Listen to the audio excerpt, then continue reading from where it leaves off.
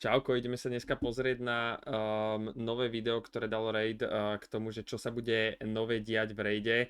A iba taký fun fact, posledné video, čo som dával k novinkám, bolo čo je nové v raide 4. Toto síce je skôr o veciach, ktoré sa iba ešte udejú, ale je to zrovna 5. epizóda, takže celkom vtipné mi to prišlo. Jak si to spravíme je, že pustím to video, ja som ešte nepozeral a ja to nejako vždycky cca poviem, že čo tam nejako nám ako keby hovoria, že sa stane v tom raide a nejaký môj názor k tomu. Popravde ani neviem. Nepozeral som žiadne videá k tomu, ani nejaké ďalšie info, takže chcel som to spraviť také bam, proste rovno pre vaše hlavy. Let's go. A skúsil som dať pomerne potichu to video, nech je ma počuť aj cez to, aj keby som nepauzoval furt to video. We've been working on this for a while, and we're finally ready to share an overview with you. Awakening is a huge feature, and there's a ton to explore and Wow.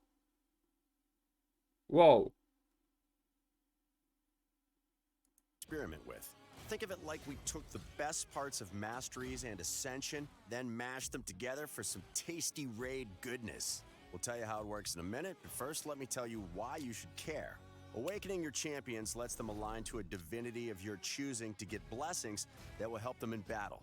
These blessings are like super-powered passive skills that boost stats and give your champions some crazy benefits and effects. We're talking calling in a Reaper to finish off your enemies, stacking lightning orbs that protect your buffs and strike your targets down, a floating ring of bones that spawns from the corpses of allies and summons a mace-wielding undead skeleton to charge at the bad guys, a giant flaming boulder that smites your enemies from the heavens, and the terrifying, tortuous, merciless... Čo? To len takto dropnú? To čo má byť? Však to znie, ako keby tá hra sa úplne zmení. Holy shit. Vy, ktorí ste pozerali už nejakých, ja neviem, youtuberov alebo niekoho, kto to možno videl na test serveri, alebo ja neviem, povedia nám, že okolko toto má byť až tak. Nechcem počuť nejaké že nebude to až také veľké alebo niečo také. Ja sa teším, že prichádza nejaká obrovská vec do raidu a že to pomení kopec veci. Aspoň tak mi to zatiaľ príde. Standard field sheet. And breathe. As you can see, we've got a lot of new, unique mechanics. Polymorph z Vovka. There's also a ton of blessings to play into the mechanics you're already familiar with. We can't wait to see all the awesome combos you come up with to put these blessings to good use. We'll cover them in more detail in a future video, but now you know why you want to awaken your champions. Let's talk about how, starting from the top at the Iron Twins Fortress. Iron Before Twins you awaken your Fortress. champions, you'll have to head here to get the items you'll need. This is a brand new dungeon, and it works a little differently. It's divided up into affinity. V skratke zatiaľ pribudne nová budova do toho bastionu, či jak sa to volá, proste do tej základnej dedinky, kde budeme nejakým štýlom vylepšovať hrdinov a tí hrdinovia podľa toho, ako ich vylepšíme, dostanú nejaké schopnosti, ktoré alebo spely, alebo nejaké pasívky, niečo na ten štýl, masterky, čosi také. Nešpecifikovali to ešte, ale oni to v podstate už dávno tízovali. Tento boss, ak si myslím, že správne, ktorý to bude, tak s ním sa špekulovalo, že to bude mať niečo ako keby s masterkami alebo s extra ascendom spojené už dajme tomu pred rokom a pol alebo kedy. A toto v podstate dáva presne taký nejaký význam. Ono to vyzerá ako keby extra ascendujete hrdinov, plus sú to fakt ako keby masterky. Takže OK, raid, zatiaľ tleskám. Takže nový dungeon. OK, 15 stageov. 15 stageov a vyzeralo to tak, že na začiatku tam treba nejaké že proste vždycky treba energiu aj kľúče a bude vám to produkovať tie nejaké Mortal Soul coiny, Immortal Soul Essence, Eternal Soul Essence. Myslím si, že to bude niečo podobné ako pri masterkách. Tiež tam máte 3 kategórie, alebo 3 kategórie. A No, poďme si vypočuť, že čo. Progress is individual and unique to each affinity. This means if you reach stage 15 on magic affinity, you'll still have to work your way up to that stage on force, spirit, and void. Aha, OK, budú sa meniť affinity. OK, čiže affinity sa budú meniť podobne ako je vždycky iba jeden ten affinitový potion keep otvorený a to, že vy porazíte a pôjdete na stage 15 na voide, neznamená, že sa vám to podarí aj na tomto spirite. Hej, proste každú tú samostatnú afinitu si budete musieť poraziť a budete sa musieť dostať na ten 15. stage. Očakávam, že tam budete môcť použiť iba hrdinov z tej affinity a možno kvôli tomu to robili tých hrdinov. Ale síce nie, tam sú factions. Nič. It's similar to the affinity keeps, but in this case, it's all in one dungeon. In addition, raiding the fortress will require both energy and a fortress key. A iba 6. Number of keys every day, so make sure you use them. Okay, new dungeon. OK, čiže iba 6 tých kľúčov za deň.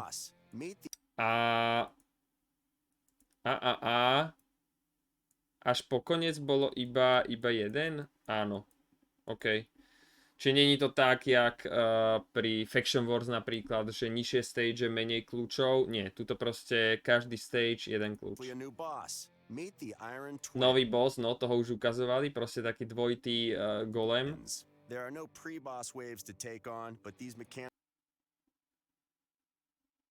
OK, čiže nebudú žiadne wavy k bossovi, bude iba boss, čo je podľa mňa fajn.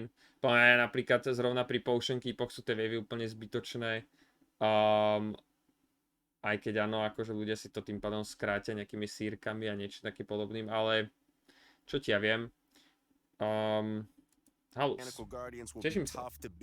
So you'll need to think long and hard about your team composition and each individual champion's stat builds before you even set foot in battle. First, the twins' attack and defense stats gradually increase throughout the battle as they use their... OK. Čiže attack a defense sa postupne zvyšuje tomu bossovi. Asi by sme to mohli prirovnať k tomu, to málo kto z vás vie, tak aspoň fun fact, čo robí pavúk v norme akože Spider Dungeon, tak pavúk, keď zožerie tých svojich pavúkov, tak postupne si zvyšuje atak. Takže každým ďalším vám potom už uberá viac. Drák zase na dungeone, teraz neviem, že či sa mu zvyšuje damage, alebo sa mu zvyšuje, koľko defensu ignoruje, ale tiež drak každým tým oným, čo vypluje oheň na vás, tak každým ďalším uberá viac, keď vás stane. Takže možno niečo podobné tuto. OK. Čiže čím menej máte hrdinov, ktorí nie sú tej jeho affinity, tak tým rýchlejšie mu sa zvyšujú tie staty. That's why the dungeon works like it does, and why affinities really matter here. On top of that, your champion's own stats affect how quickly a special debuff stacks on them, and this is a big danger. Get too many stacks, and you almost certainly won't survive the Iron Twins' attacks. And for today, that's all we're telling you. OK, čiže niečo tam bude s tým, že na ňo nemôžete dať príliš veľa debuffov na príliš veľa kôl, inak tam bude nejaký problém. Zaujímavé. Now, if you do manage to take these guys down, you go home with some valuable new items. Soul coins and soul essence. These things are why you came here. Ľúbi sa mi, že tie soul coiny a soul essencie nie sú asi na konkrétneho hrdinu, s ktorými tam idete, ale asi ich budete môcť použiť proste na koho chcete, predpokladám. Takže naozaj to bude taká kombinácia skoro všetkého. Kombinácia potion keepov, masteriek, no v podstate týchto dvoch. Lebo je to dosť based na tých afinitách, zároveň si ako keby ascendujete tých hrdinov a vyzerá to ako formát masteriek. Bastion to an all-new building, the Altar of Souls. This is where you'll be awakening your champions using, you guessed it, their souls. Sheesh. To awaken any champion, you'll need their specific soul or parts of their soul split. Počkaj, čo? up into pieces, but it has to be theirs. You can't just use Death Knight Soul to awaken Turtle, for example. In fact, you can't awaken common or uncommon champions at all. Sorry, DK, maybe someday, if you can realize your potential. So, like champions and like Ascension, souls have different numbers of stars. This is their awakening level. Each champion can be awakened through 6 levels of awakening, and the only limitation is that they can't be awakened more times than they've been ascended. There are 2 types you can use, Perfect Souls and Split Souls. Perfect Souls will awaken a champion to exactly the awakening level it says on the box. No more, no less. No hoops to jump through. Split Souls, on the other hand, only have 1 star filled in bright red. Keď budú nejaké perfektné a nejaké split souly, podľa toho, či sú nejaké kvalitnejšie, menej kvalitné, vám pridajú 1 alebo 2 hviezdičky, ale zatiaľ nehovoria moc, ako ich získame. To awaken a champion to level 4 awakening with a 4-star split soul, they need to already be at level 3 awakening. So, you want souls? You've got soul coins. What do? Let's start with the perfect souls. Take your pocket full of soul coins and Mortal Soul. Aha, OK.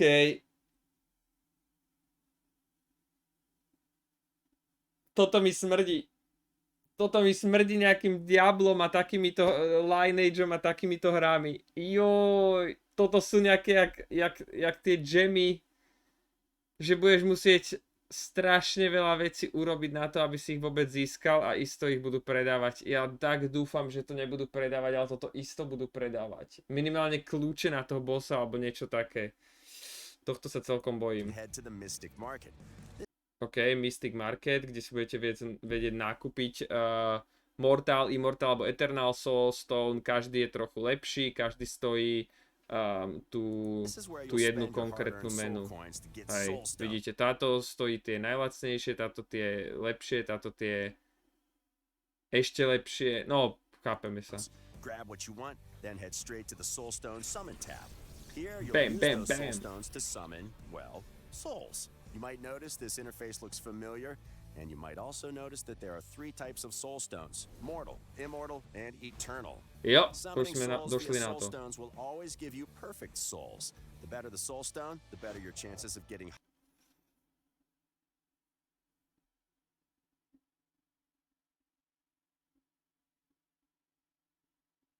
Ty kokos, takže ešte budeš musieť dostať aj náhodne tie legendáry. Oh shit. You even have a soul collection that works just like your champion collection. But there is one big difference: the wish list. There are a lot of champions in raid, and finding the right type of soul for the champion is pretty daunting. OK, berem. Dobre, toto keby tam není, tak to je veľký trash. Ak ste to nepochopili, budete si môcť spraviť váš nejaký wishlist, hej, proste prianie Ježiškovi na Vianoce, dáte si tam vašich 3 hrdinov za každú raritu, legendary, epic aj rare a na tých hrdinov budete mať dvojnásobnú šancu, keď budete samonovať tieto srandy, tieto soly, duše alebo čo to je, hej, a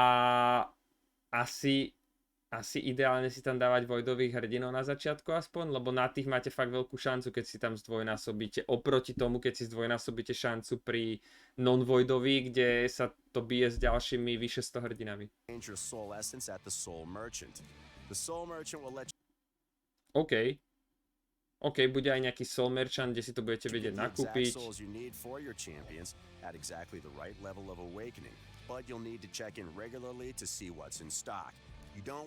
Bude sa to meniť asi každý deň.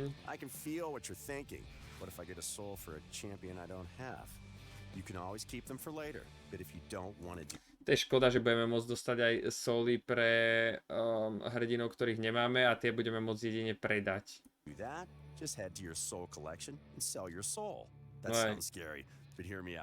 They're not your souls anyway. They're your champions. So why should you care? Selling souls gets you more soul coins. Dal tam taký joke, že možno to znie strašne jakoby strašidelne, že predáte nejaké vaše duše Ale to nie sú vaše duše, to sú duše iba tých hrdinov, ktorých máte. Which you'll then use for more soul stones or soul essence, and then more souls. You'll almost always have extra souls, so this is a nice, easy circle that helps make sure you're always moving forward on your hunt for souls. All right, so once you've got your souls, you'll want to awaken your champions.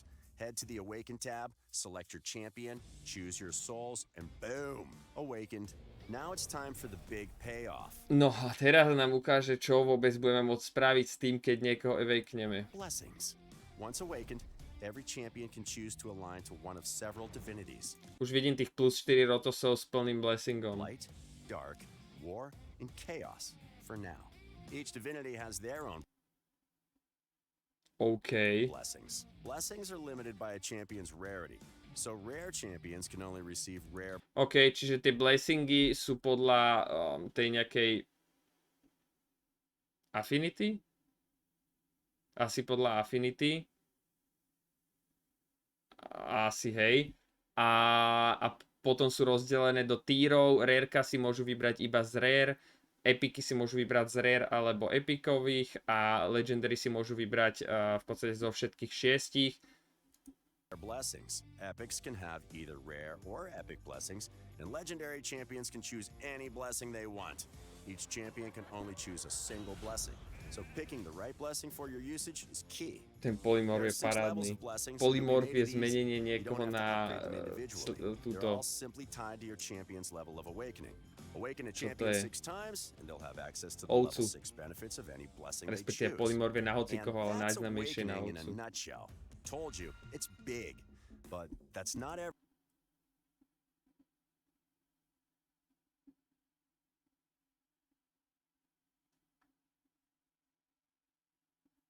everything. Okay. We're also bringing out a new type of event for special occasions. Deck of Fate events. You'll learn. Čo?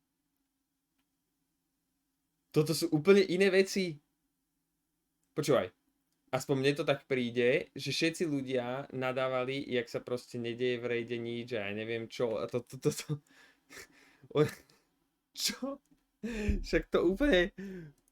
Si blázen. A bunch of in-game activities like raiding dungeons, leveling up champions, opening shards, the usual stuff. A toto bude normálne čisté kasíno. Whatever you flip over, you get to keep as a reward. Čisté kasíno, kde budete mať normálne cenu za to, že otočíte kartou. OK. But there's another layer. There are 3 rarities of cards, and if fate is on your side, and you flip 3 cards of the same rarity one after another, you'll get a bonus reward. No hovorím, proste čisté kasíno. Otvoríš 3 rovnaké, dostaneš odmenu. Otvoríš 3 najlepšie, dostaneš bombu. Hej, to je aké by ti 3 sedmičky padli ode. Na... Bude ty kokos. Toto sa mi až tak nepáči. Alebo je to sranda.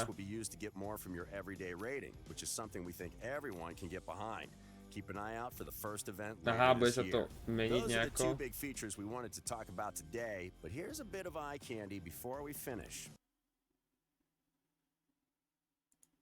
First, champion skins. Champion skiny. Ajajaj, silka. Tak tento skin, ak nebude za peniaze. Sill of the Drakes. And as always, we've got more champions coming. Dúfam, že aspoň jeden bude free. Most of these are in their final stages of development, so you'll be seeing them popping out of shards Okay, tá sooner morová rather maska. than later. Let us know what kind of champions you'd like to see added in the future in the comments. We've been listening to your feedback, and we will do justice to some community favorites very soon. That's everything. Don't forget to hit like and subscribe to catch more raid videos as soon as they come out. Until next time, good luck and happy raiding. Jak vravel šéfko, like, odber a subscribe. Je to tak. A čo si blázen? Akože... Neviem úplne presne, že či som sa poriadne vyjadril ako keby ku všetkému, čo sa tam nejako hovorilo. A možno som všetko nepreložil, čo som možno niečo aj mal, ale myslím si, že keď hráte ten raid, tak aspoň nejakú predstavu asi, čo sa tam dialo, nejako máte a vždycky som to nejako komentoval. Každopádne, absolútne som to nečakal. jak som vravel, nepozeral som žiadne videá, nič proste, akurát som čakal, že tam bude nejaký ten nový dungeon, ale no ako odpalilo mi to dekel, popravde. V raide budú novinky. Až na to, že nepovedal kedy, že? K ničomu nepovedal, že čo kedy bude. Alebo som to myslel. Ak som to myslel iba, tak dajte vedieť, ale zdalo sa mi, že nepovedal nejaké dátumy. Ale ja očakávam, že pred Vianocami, lebo Doom Tower prišlo pred Vianocami, myslím, že aj Hydra prišla pred Vianocami, alebo tak nejako okolo Vianoc. Tak ja očakávam, že aj niektoré z týchto najväčších zmien asi prídu niekedy vtedy. No, každopádne čakal som oveľa, ešte raz to poviem, oveľa menej od tohto videa. Bola to fakt bomba a dúfam, že aspoň z pár percent to bolo dobré v mojom podaní. To bude odo mňa všetko. Dík, že ste si to pozreli a ku komu sa to ešte nedostalo z ľudí, čo normálne majú u mňa BAM! Čo sú u mňa joinutí v klube jeleňákov, hej, jeleňák prvej úrovne, tak budem vás zase rolovať. Teoreticky by som to mohol rolnúť hneď. Čo na to poviete? Áno. Idem rolnúť hneď prvých dvoch. Lebo ako som spomínal, keď ste v tom klube jeleňákov, stojí to 5 € mesačne, ja mám z toho asi 3,50, tak raz za mesiac budem robiť Gear Cleanse. Minulý mesiac a možno aj ten predtým som to nespravil. Videli ste, aj som menej točil videí na YouTube aj tak. Preto teraz spravím rovno dve a možno ešte aj tretí tento mesiac, uvidím. Každopádne random number generator a spravíme to takto pekne na konci. Teoreticky to môžem kľudne spraviť aj takto na Google. Dobre, 3 testovacie sme už spravili. Na sekundu si to tu ja pozriem, aby tam náhodou neboli nejaké, neviem čo.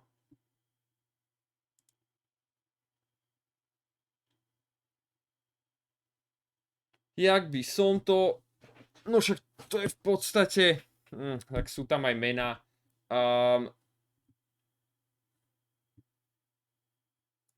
Jak to spravíme? Spravíme to takto, alebo... Počkať.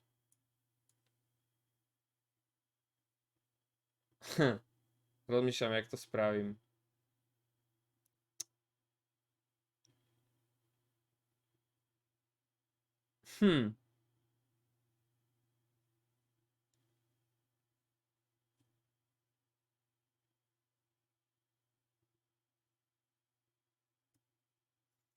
OK, whatever.